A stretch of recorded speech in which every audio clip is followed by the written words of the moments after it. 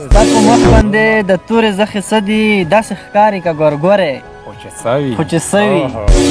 وجود مې بل رقم ته زهر لري نه په ګولۍ او نه په ستن مرمه اوس د ابسینه هغه زور نشته اوس خو د اوبه آرامه شوي دي ډېر او نور ما ته مه یادوه نورو خو به هر څه کول ظالمه تا ولې د زړه په سر کې ووهه کلي کې اوس شور هغه مزه نشته کلي کې واړه آرامه شوي دي سر ته مې ډلې ډلې مه ودرېږئ ومې خورئ غم د ګور کفن مرمه د وصال ماښام که درمنو لیدونکو او کتونکو سلامونه نیکې هیلې احترامات او په دې هیله چې راته روغ او جوړ به وایم او نن را سره په خپرونه کې صدف جان صاحب میلمه دی او نو راځئ چې په ګډه له ده څخه شعرونه واورو او پوښتنې به ترې هم کوو نو صدف صاحب د وصال ماښام په خپرونه کې درته ښه راغلاست وایو ستړي مه شئ قربان مراد صاحب زه هم په خپل وار سره ستاسو د پیژند طریقه ټولو مینهوالو ته سلامونه نیکې هیلې احترامات وړاندې کوم خدای دې وکړي چې ټول روغ او جوړ وي قربان صدف صاحب په اول کې به یو غزل در څخه واورو نو بیا به پوښتنې هم کوو قربان غزل دی چې نن راته زړګی یو څو کیسې کوي خوږ لکه لالای یو څو کیسې کوي او مخې ته ولاړ دی ورکتای نشم مخې ته ولاړ دی مخې ته ولاړ دی ورکتای نشم داسې یو سړی راته کیسې کوي ډېر ښه او زه چې بیابان ته کډه وکړو نن زه چې بیابان ته کډه وکړو نن زه چې بیابان ته کډه وکړو نن هلته لیونی راته کیسې کوي ډېر ښه ډېر ښه او ما نه صبرېدای نشي پوهېږمه ما نه صبرېدای نشي پوهېږمه ما نه صبرېدای نشي پوهېږمه ستا د لاس بنګړی راته کیسې کوي ډېر ښه او پیغلې ستا راتخ ګودر ته ښه نه دی پیغلې ستا راتخ ګودر ته ښه نه دی پیغلې ستا منګی راته کیسې کوي ډېر ښه او ویل یې صدف جانه زه سنګر ته ځو ویل یې صدف جانه ویل یې صدف جانه زه سنګر ته ځو داسې نر بچای راته کیسې کوي غزل دی چې وخت د زلقدم توبې وباسمه اخلم هر قدم توبې وباسمه او تا چې راته کړی و ملا صاحب تا چې راته کړی و ملا صاحب اوس د هغې دم توبې وباسمه ډېر ستنه مه چې اورمه رپېږمه بیا نو زه یکدم توبې وباسمه او خدایه ټول وجود مې سوری شوی دی خدایه ټول وجود مې سوری شوی دی خدایه داسې زغم توبې وباسمه او چرته چې یتیم بچی نه هر ناست وي قربان چرته چې یتیم بچی نه هر ناست وي زه په خدای قسم توبې وباسمه ډېر زبردست قربان یو مې د صدف غمونه سر ته دي بل د خپله غم توبې وباسمه ډېر ښه ډېر زبردست صدف صاحب پوښتنه به هم کوو او شعرونه به هم پکې وایو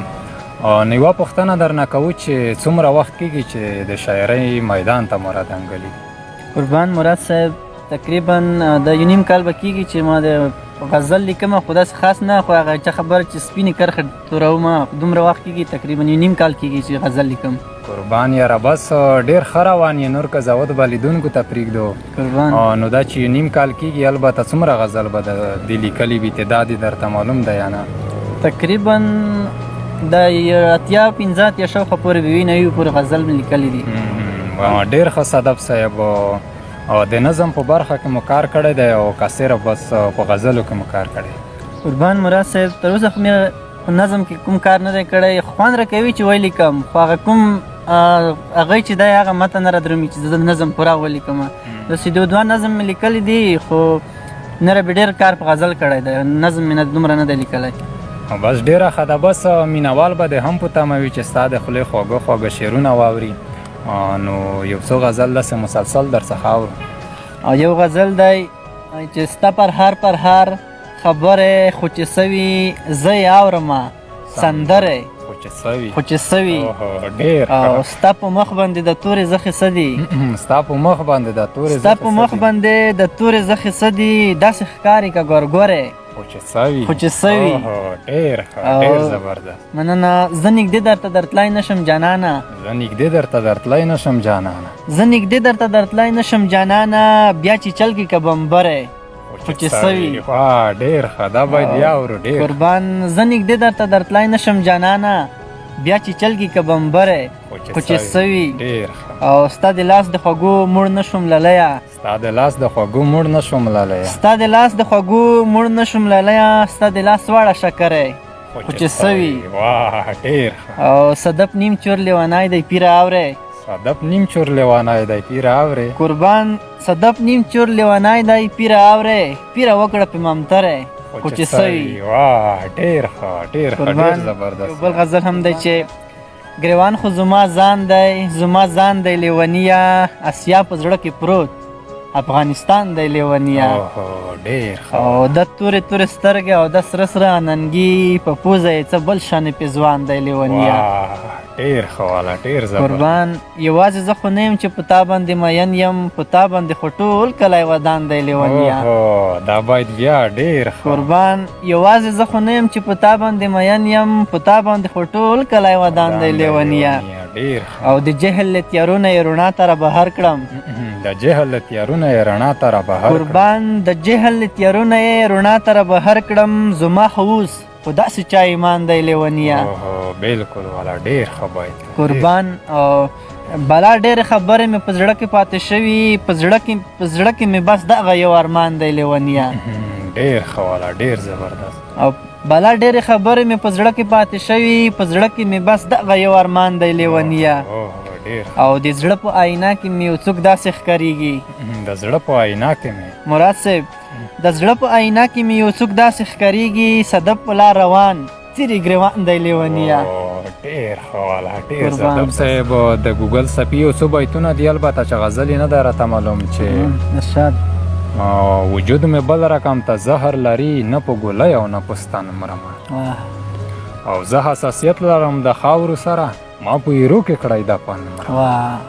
څومره لوړ او سر ته مې ډلې ډلې مه ودرېږئ ومې خورئ غم د ګور کپن مرمه او ځکه مې سخت دی زنکدن ګوګله چې له هغې نه ګیله من مرمه واه مراد صاحب څومره لوړ او نور یې له تا اورو یو غزل دی ستا په لاسو کې پیاله ښکاري جانانه هرې خوا ته میخانه ښکاري جانانه ډېر ښه او نن مې یار لیدلی نه دی لیونیه رڼا ورځ کې توره شپه ښکاري جانانه ډېر ښه ډېر زبردست قربان نن مې یار لیدلی نه دی لیونیه رڼا ورځ کې توره شپه ښکاري جانانه ډېر ښه او هدیره کې بیا یو څو ځوانان اخته دي هدیره کې بیا یو څو ځوانان اخته دي قربان هدیره کې بیا یو څو ځوانان اخته دي داسې ښکاري جنازه ښکاري جانانه دا باید بیا ډېر ښه قربان هدیره کې بیا یو څو ځوانان اخته دي داسې ښکاري جنازه ښکاري جانانه ډېر ښه والا ډېر زبردست قربان ما خو دومره فکر نه و کړی ګرانه یار نن بل رقم نشه ښکاري جانانه ډېر ښه قربان چې هر وخت به دې په ما پیرزو کوله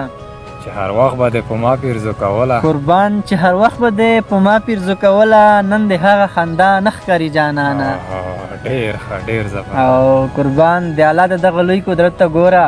د الله د دغه لوی قدرت ته د الله د دغه لوی قدرت ته ګوره په دې خړ غره کې چینه ښکاري جانانه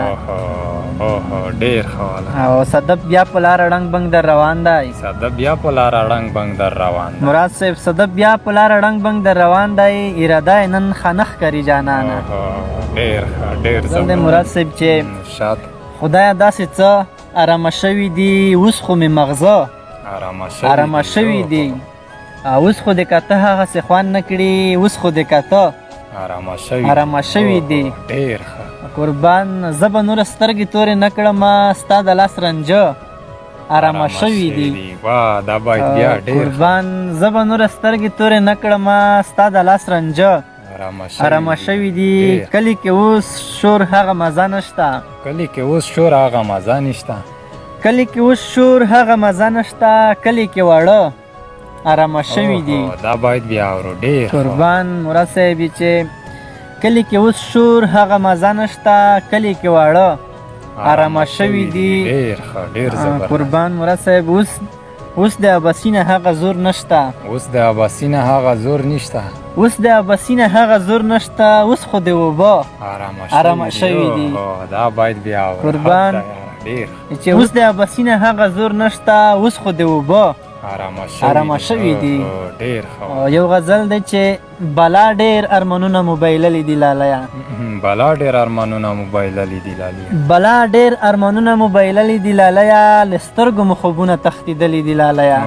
ډیر ښه والا، ډیر زبر. قربان په داسې یو هیواد کې ژوند کول مثال د مړو دی، په هر ګاونډ کې کونډې کړېدلې دي لالیا. ډیر ښه والا، ډیر زبر. په داسې یو هیواد کې ژوند کول مثال د مړو دی، په هر ګاونډ کې کونډې کړېدلې دي لالیا. ډیر ښه والا. او د هرې ناروا ته مو ټټر ځکه وهلی. د هرې ناروا ته مو ټټر ځکه وهلی. قربان د هرې ناروا ته مو ټټر ځکه وهلی، سړي او نه سړي مو پېژندلي دي لالیا. دا باید بیا قربان مراد صاحب چې د هرې ناروا ته مو ټټر ځکه وهلی، سړي او نه سړي مو پېژندلي دي لالیا. حد ده یاره، ډیر ښه. او د غرونو په شان دنګې حوصلې مو پکې بایلې. د غرونو په شان دنګې حوصلې مو پکې بایلې. قربان د غرونو په شان دنګې حوصلې مو پکې بایلې، موږ داسې ځوابونه هم لیدلي دي لالیا. ډیر ښه والا، دا باید بیا قربان مراد صاحب چې د غرونو په شان دنګې حوصلې مو پکې بایلې، موږ داسې ځوابونه هم لیدلي دي لالیا. ډیر ښه والا، ډیر ښه. صدپه که یې راکړي نو په سر سترګو یې منم. صدپه که یې راکړي نو په سر سترګو یې منم، د یار د لاس مې زهر هم منلی دي لالیا.